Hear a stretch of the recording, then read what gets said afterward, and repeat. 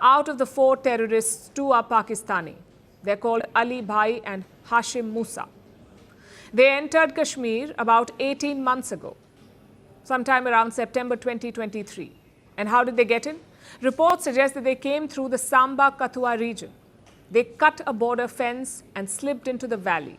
Since then, they've been linked to a number of attacks in Jammu and Kashmir. An ambush at the Zimor tunnel, killing 7 Indian workers. An attack on an army truck and a strike on an Air Force convoy. These 2 men were behind all of these attacks, so the army is now on a manhunt. Security forces are scanning the upper reaches of Anantnag. That's where they are said to be hiding. This hunt is not easy because of the unforgiving terrain, but the army is using technology and local help. They've identified the main suspect. Reports say it is this man, Hashim Musa. He entered India in September 2023. Since then, he's been active in the Budgam district. And he isn't just another brainwashed recruit. Hashim Musa is a trained killer. Reports suggest that he was a former para-commando in the SSG, that is Pakistan Army's Special Service Group, SSG. Interrogations of more than a dozen overground workers have confirmed Musa's military background.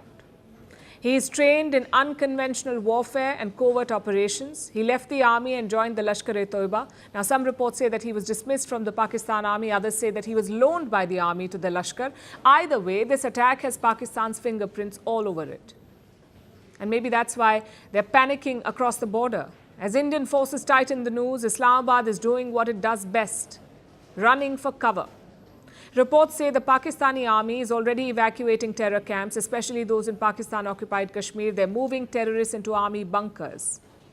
Some are being moved deep inside civilian areas. Why? Because Pakistan fears that India will strike them. And this is an old tactic.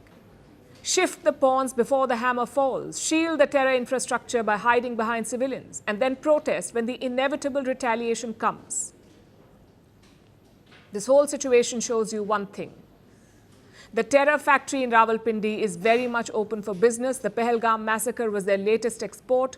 Pakistan still views terrorists as strategic assets, so India will find the killers. But it won't end the larger war on terrorism. For that to happen, the world must choose to see what has long been obvious to India. Pakistan is not just sheltering the terrorists. Pakistan is the terrorist.